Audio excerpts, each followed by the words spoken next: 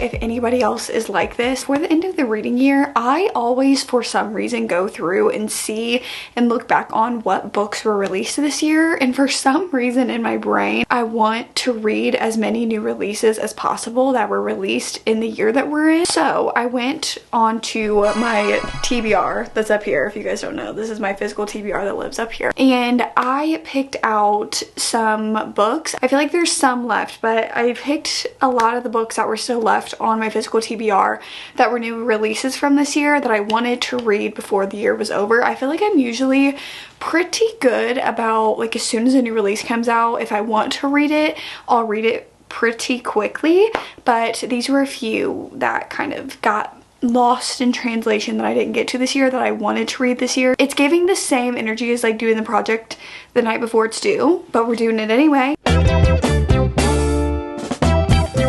Talk about some of the books that I have been reading and I'm going to have in this reading vlog. First of all, this has to be one of the books that like blew up on social media a few months ago that I have tried. This was my third time, may have even been more times than that, but this is at least my third time trying to pick up this book, and that is The God of the Woods. Every single time I've picked up this book, I have just been bored. I don't care about what's happening. I feel like the mystery of the book is not even intriguing whatsoever. It's supposed to be like a novel, but kind of like thriller mystery-esque, and I just don't feel anything from it. And it is such a long book that I think I'm like, I don't even know. Hold on, let me try to find, because I've been trying to listen to it. Probably like over 200 pages in, so maybe halfway through the books. This book is literally like 400 something pages, and I just don't care. I don't care much. I find it entertaining if it's done right, the like rich family with secrets. I just don't care much for it, and honestly I'm going to officially DNF it. I've been trying to work through the audiobook and I just can't do it, you guys. I couldn't read it physically. I've tried like 2 different times to read it physically. I got the audiobook, and I feel like I've been trying with the audiobook for like over a month now, and it's just not happening. I just do not care at all. Even as I'm listening to the book, I don't care what's happening in it. I'm actually DNFing the first book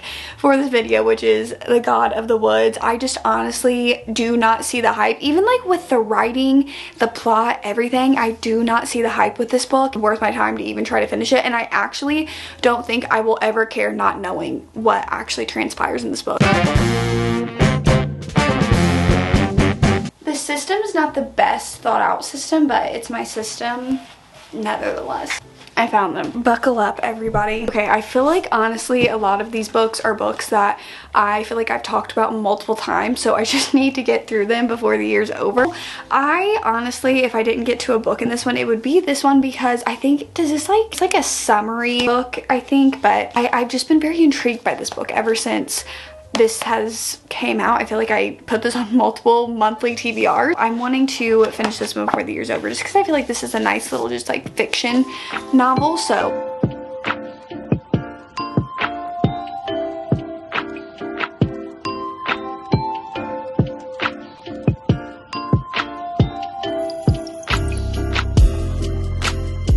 okay guys, I wanted to give a little bit of an update on The Wedding People. I am currently 133 pages into this book right now, and I don't know, I remember reading the synopsis of this book and I thought it was just like, oh, somebody's at the hotel, she runs into like this bride of the wedding and kind of gets swept into the whirlwind of this like very extreme wedding. But it's actually so much more deeper than that. We meet our main character Phoebe, and she is struggling with some major things, and I do want to put that out there because I did have to take a mini break from reading this book, because honestly I would say the first 80 pages are very, very heavy content wise. There is a lot of extreme talks of suicide, there is child loss, there is like infertility, divorce, cheating, affairs, like everything is happening in this storyline, and it's just so genuinely heartbreaking, and you can feel the energy of just how sad these events are. I did not know going into this book at all that those things would be discussed at length, and it did affect me a little bit earlier when I was trying to read it that I had to put it down. But I have quickly went through the pages since that's happened. Now I feel like that was kind of the, I don't want to say backstory because it is deeply ingrained in this character. Like all of those things do make up kind of the things that she does and the way that she thinks, and like you have to understand what happened to her to go on. So you learn that, and now we're kind of back into topic and plot of like she's at this hotel and there's this huge extravagant wedding going on and she meets the bride, and you're kind of following this story. And it's such a surprise to have, like, you get Phoebe's backstory and then you see this and you see her kind of come to a friendship with this bride that she's never met before, and then come together on these things that they both have went through.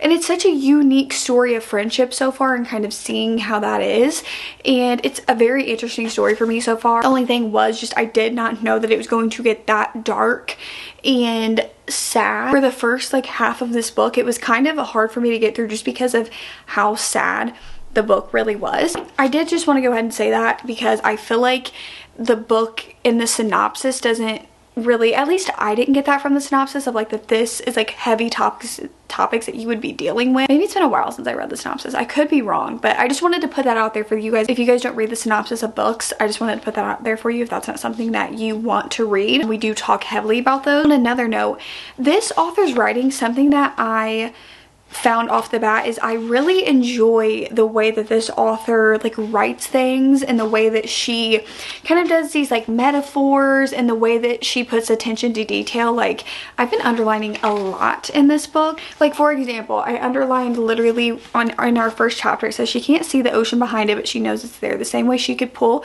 into her driveway and feel her husband in his office typing his manuscript. Love was an invisible wire connecting them always. And then also she kind of goes on this monologue about clothing and noticing the pattern of the clothing she was wearing, and she says, because wasn't that the point of clothing? To prove that you were normal, to prove that every day, no matter what, you were a person who could put on a shirt. And there's just a lot of honestly things that the author writes about, even with depression and struggling with things. But like for example, kind of a tension-filled moment between her and her husband, and the way that this was executed, it just, you can almost see it in your mind. She says, it was a joke, but he didn't take it as one, so it didn't feel like one. He just looked at her like he was deciding something about her. A short glance, but her husband did not need much to come to a conclusion.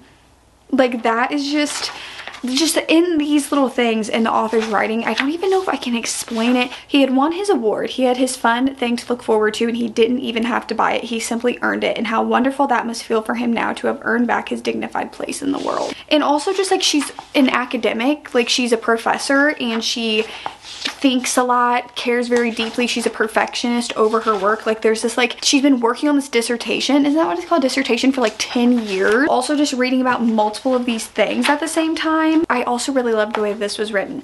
Phoebe always finishes a book or movie, even a bad one. Don't you want to know if they get married, she asked, when Matt suggested they turn it off, but Matt did not need to know. Matt said, this is a terrible movie, of course they're going to get married. And Matt could do that, turn off a TV, quit a marriage right in the middle of a climactic scene. Just really love the way, like, because if you're reading this book, you know how even just these sentences and these ideas that she's talking about mirrors the things that she's been struggling with. And I'm just really enjoying the writing and everything of this book. And since we've kind of went away a little bit from that more darker storyline that we were in, it's way easier for me to read. And honestly, I'm flying through it. Like I would say I'm probably 30% into this book right now, and I have not been reading it for a long time. I did not expect this book to be as heavy and important as it is. I just expected it as like, I heard somewhere that it was a tale of friendship, and I thought it was just gonna be like two unlikely people meeting at a wedding, haha. And it's like so deep, so layered, and I'm really enjoying it.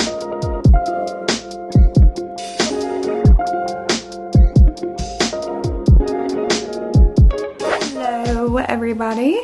Great news, I finished The Wedding People, and let me tell you guys, this book was very unexpected, very much, wow, I was literally about to say very much not what I expected. What do you think unexpected means? If I were to sum up this story, it would be self-discovery meets friendship an unlikely relationship. A lot of self-discovery through every single character. You have our main character Phoebe, and you're seeing her self-discovery in this journey, but I also feel like her character helps a lot of other people. Literally almost every single character within this book discover something about themselves in some way, where I do feel like it got a little bit, not confusing for me, but confusing in my emotions towards the book, because we spend like the first part of it, how I had said earlier, we're talking about Phoebe and things that she's struggling with, and then I feel like she took the back seat and just became almost this narrator of other people in the story and how their problems were and their self-discovery and this and this about them, which made sense because this book is literally titled The Wedding People, so it makes sense that the book would be about everybody in the wedding people. So I just found that interesting and a little bit layered, that you learn about Phoebe and watch her on this journey to self-discovery whilst she also helps people discover truths about themselves while she's trying to find out things about herself along the way. I was pleased with how the book ended off. I feel like I liked the ending and kind of everything that transpired from it, and I feel like it was just a good time. It was a little bit of a heavy read, and I just really was not expecting that. I actually went back and read the synopsis of the book, and I was like, wow, like the way that this book presents itself is the exact opposite of what it really was. Where I like can't really be a critique on the book itself because of how heavy and devastating it is at the beginning, and it literally put me in a little bit of like a bad mindset when I was reading it because I just was not expecting that. I don't dislike sad books. I am somebody who struggles with things that are mentioned in the book, so it's not like I'm like, oh, I can't read about them. But it just really threw me off guard because the way that this book presents itself is like, Phoebe checks in this hotel and it's like a chaotic wedding for the weekend, and then it's like sadness. Something that threw me off about this book, however, was the way that some topics of things surrounding mental health were discussed. I didn't really love the way those things were handled. I can't put it into words because I don't really want to discuss it.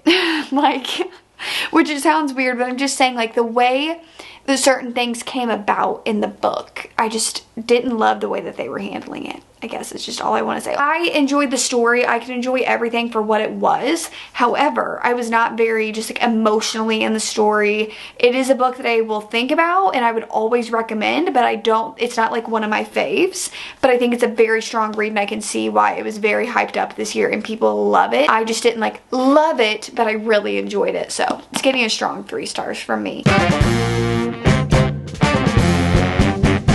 Okay, oh, I just realized that I forgot to mute the living room TV. If you guys can hear that in the back, I am so sorry. You didn't expect grade A professionalism and like direction when you clicked on this video, because you're not getting that. We're moving on. I feel like this book, probably out of all of the books that we're reading in today's video, is the book that I was most excited for, and that is Dishonestly Yours by Kristen and Becca Ritchie. Just because I'm such a lover of the Addicted series that I was so excited to read another book that was like outside of that world. I know that they have another series, but it's a little bit older and it's just like this being a little bit newer. They may like be crafting their author writing skills a little bit more. Their family's in some shady business, I think, and her best friend like run away from home, and then her best friend's brother like shows up, I think, and is like, what are you guys doing? It's always weird to say I've seen people talk about it,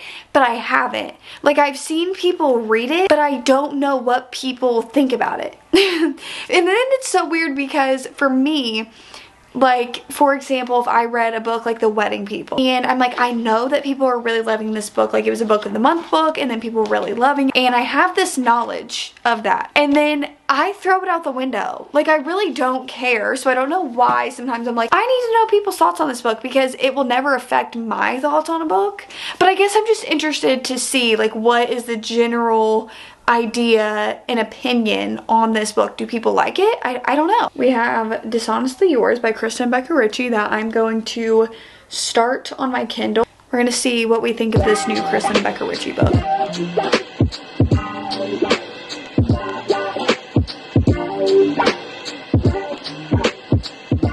I'm having a tough time getting into this book. I'm 10% into it right now, and I'm just so far, like, first impressions wise, I just don't care Off the bat, writing is bothering me a little bit. It's almost like cringy. The interactions between the characters don't feel like a real conversation that a human being would ever have. The whole entire, like, basically they come from a family of con artists, and that's a little confusing to me. Maybe we'll dive deeper into it, but it's just so like, the family is just so whatever, we're trying to escape. I don't know. I'm not loving it right now.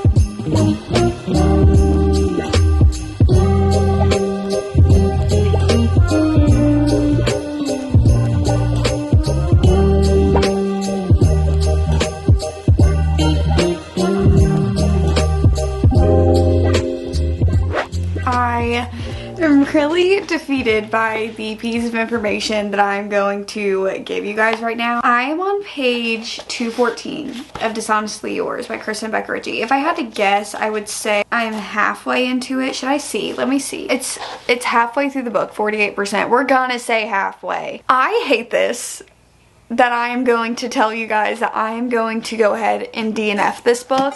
Here's the thing. Their family, the only interesting thing to me when reading the book is they do like these past point of views where they kind of show you in that way of like what they had to do in their family, and that was the only interesting part of the book, is like that every like what 10 chapters or something that we would get a past point of view. 10 is dramatic, but it felt like a long time. But just the couple in this book I do not care for at all. I do not feel any emotional attachment to them. I'm not a big fan of the writing. I just don't like the book. That is somehow the second book that I'm DNFing in today's video. I don't want to be DNFing these books, y'all. These are my anticipated 2024 releases, and they're not adding up. That Dishonestly Yours was honestly really, really saddening to not like.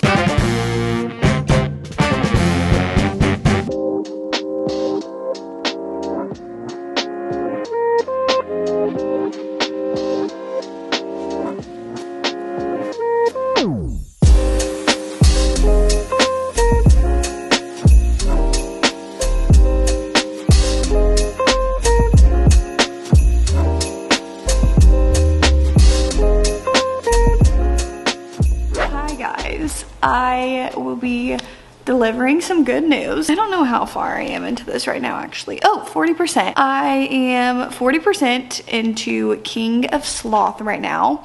And I have to say how pleasantly surprised I am by this. I already felt this way. I remember when I started the book a few months ago, I immediately off the bat, it felt so much different from her other books to me. And I think it's all in the characters. I don't think I've ever really connected or really cared for any of her characters. And in this book specifically, I just really liked them, and I liked their chemistry together, and I liked the plot of what was going on with them. In this book, Sloan is Xavier's, what do you call them, publicist. Like, she takes care of his public image. He comes from this like very rich family. His father's like the CEO and owner of this like very big company, and there's a big change going on in his life that he has to basically figure out this thing, and Sloan has to help him with it. And you're kind of following, at first it's a different storyline, it turns into something else. But what I really like about this book, especially after what I just read, is that I love, like, okay, one of the pet peeves that I have in books specifically is that when you can tell that like they have feelings for each other and like they know it but they just choose to ignore it. I personally would rather watch them work through their emotions with each other and test out a relationship and see more of that. I loathe the whole entire like them having moments, them having this tension, and them just completely ignoring that they have feelings for each other. Like, you're just completely ignoring it. I'll do it for like a little bit, but when we do it too much in a book, I just don't love it. But with this one, our male main character, Xavier, he is very, very, very straightforward, and I appreciate it. Like, we just had a moment where he essentially tells her like, hey, this is how it is, we should try this out, and this and that. And it's like very just the basics of like a relationship. Let's try it. I know we have these feelings for each other. And I just like that in a book, when the characters are like going to try it out and stop ignoring the feeling. Like the storyline of this book, he's trying to figure out this new business, and also there's some other little things. I really like the storyline of what's going on with her. Like they each have their own things going on with their families, and it's very layered, and I'm enjoying it. This is probably the most enjoyable Anna Huang book I've ever read. Hello. I just finished this book, and then I thought that it was just gonna talk about The Striker, which is Anna Huang's newest release. I think that actually just released this month. I've been looking at that book. I actually haven't downloaded it on my Kindle. Thought this was the last one in the series, even though it was a little bit confusing to me because it's like you're doing the whole entire like 7 deadly sins. So I thought that there would be 7 books in the series. So I was like, oh, this is the last one, because she has moved on to the new series that she's doing with that sports romance. I start turning the page. I turn the page after it's finished, and it's like King of, what's it called? King of Envy. King of Envy is the next book. And so I was wrong. And I'm willing to admit that. But anyway, as I said, I finished this book, which is honestly never thought I'd see the day. Not because I was like, oh, this book is terrible, but because like I would just put it off, and I kept on seeing it, and I would just put it off and put it off. Thank you to you guys for watching this video, and to BookTube for having me read this finally. Anyway, King of Sloth. I think I'm gonna give this book a 3. I enjoyed it. I would maybe, honestly, even though this isn't a series that I think about a lot, I do think I would recommend the series, because I think just like there are people who love the Twisted series, I feel like it's definitely a like, if you love or loved the Twisted series, you would really like the Kings of Sin series. I enjoyed it. I enjoyed the characters. I thought it was very entertaining. Like I literally just finished it in one sitting, so I feel like that tells you all you need to know. I literally only took a break to make dinner, and even while I was making dinner, I was still reading the book. So I feel like that tells you all you need to know. Like it kept me entertained for the hours that I was reading it, and I feel like that's really all I have to say about it. Like I don't feel like there was honestly much more to this book to me than like it was entertaining. I had a good time reading it, and I would recommend the series, even though it's not my favorite thing. Should I make a coffee? No, I should probably just read myself to sleep. Hello everybody, welcome. You may be thinking, Destiny, this is a whole different day? You're in a different set of pajamas? No, I just took a shower, got ready for bed. I wanted to hop right into the next, potentially maybe final, I don't know, book of this video, and that is Not Another Love Song by Julie Soda. Have heard some good things about this. I don't know how far I'll get into this one tonight. I don't even know what it's about, except I know that they're 2 musically talented people. I think they're a part of the same orchestra. Charlie is ready for bed. Do you guys want to see her? This is who just came in my room and scared me. Because we were just sitting in my actual room. This is my office. We were just sitting in my actual room, and then I came in here to film this clip, and now she came in here looking at me like, girl, if you do not get back in our room. Oh, she's giving me the paw. I don't know if I can show you guys without us breaking this, but this is what's going on. She gave me the ball. Hello everybody, let me grab my book. Last night I started Not Another Love Song, and I got to page 50 before I fell asleep. I'm on chapter 4, not very far in. We'll say this, completely unrelated to the quality of the book, but speaking on the cover of it, you guys see how it's like illustrated? This author's other book does it too. Let me grab it. She illustrates the characters, like actually kind of very realistic what they look like, I guess. Like they look like actual human beings. You know, like when you have cartoon covers and it's like they're cartoons. This one is still obviously like illustrated, but they look a little bit more real. I actually really appreciate it. I appreciate this way more than a real person on the cover. For some reason this does not bother me and a real person would. It helps me imagine what they look like and even like imagine parts of their personality because of it. I don't know why. Going into it, obviously I'm not going to have like a ton of thoughts because we've barely even touched the surface of this book. However, I will say that I was enjoying it so far. With our male main character, this is a case of like in real life, if somebody acted this way towards me, I would be like, But in this book, he's very like blunt. Like he's very, when he speaks to our female main character, because they're in the same orchestra, he doesn't really notice her, and they kind of have this moment where she like tells him that she's in the orchestra. He didn't realize it. She goes to rehearse he's in the room, and then like she comes in and he's just like asking her questions in this very like blunt way, and he knows a lot about like music and all of this stuff, and he's just kind of like asking her these questions. I don't know, their interactions for some reason I really like, and it's different because usually of someone with this like temperament and attitude, it doesn't work for me. It doesn't necessarily feel arrogant to me, where sometimes I feel like male main characters can feel very arrogant, and I just don't really like that. This one just feels more like that is the type of person he is. He's more of like a, doesn't do the little like roundabout games type of things. He's just very like to the point and says what he thinks, maybe even when he shouldn't, because there's already been a few times though that I've been like, we should have kept that one inside. Know when to talk and know when to be quiet, you know what I mean? I was really enjoying everything when I was reading this book, and I'm actually very excited to dive back into this now.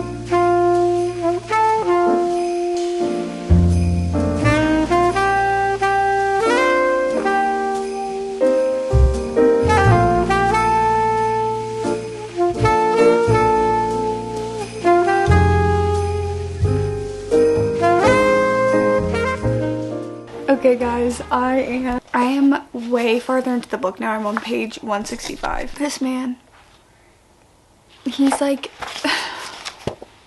following her after they're in the same orchestra, and he comes up to her like he's late, and she kind of makes a comment about it, and then he starts coming 5 minutes early every single day, and he keeps asking her to like get coffee with him, and she's like no.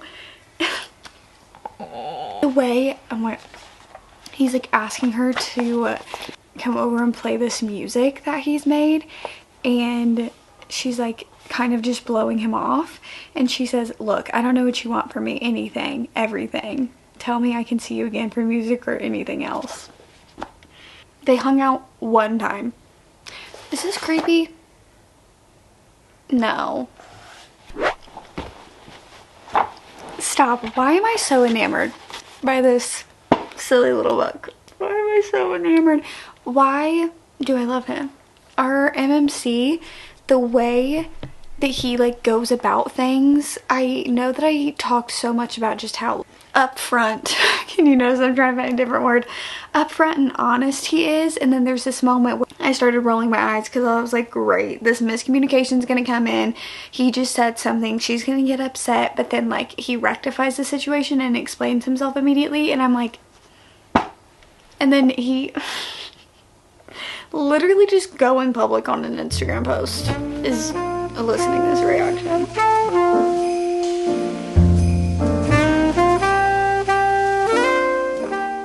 Did not realize it was that zoomed in. Wow. Okay everybody, I have updates. I finished Not Another Love Song a while ago, a few hours ago actually, and off the bat I knew that I was gonna give this one a 4 stars.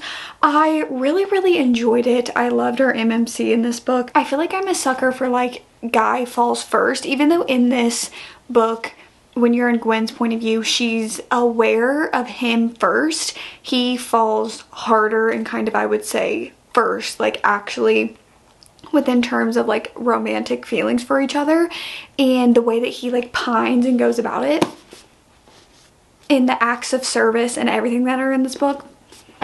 And their chemistry was so strong. I feel like the emotions in the book were very strong, and I just really, I ate it up. I don't even know what else to say.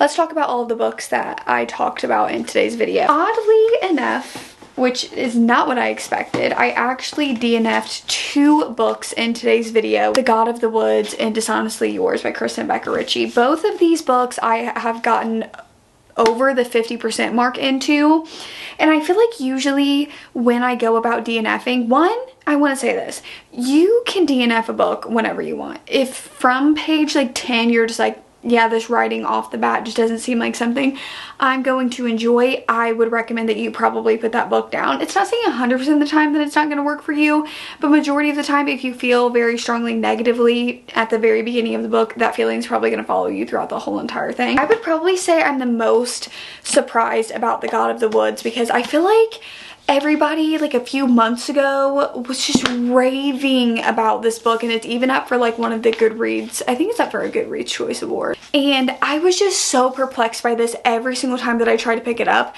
I did not understand it, and I would try to fall into the hype that everybody else was talking about to get myself to get through it, and I just couldn't do it. Honestly, to me, the story was very boring. Not even the drama of a rich family, which I feel like it wasn't even that dramatic to keep my attention anyway, was going to keep me into it, and I just know I would have felt like I wasted my time. And it's such a long book. It's over 450 pages, and also that, to me, I just lose interest when a mystery is over like 350 pages.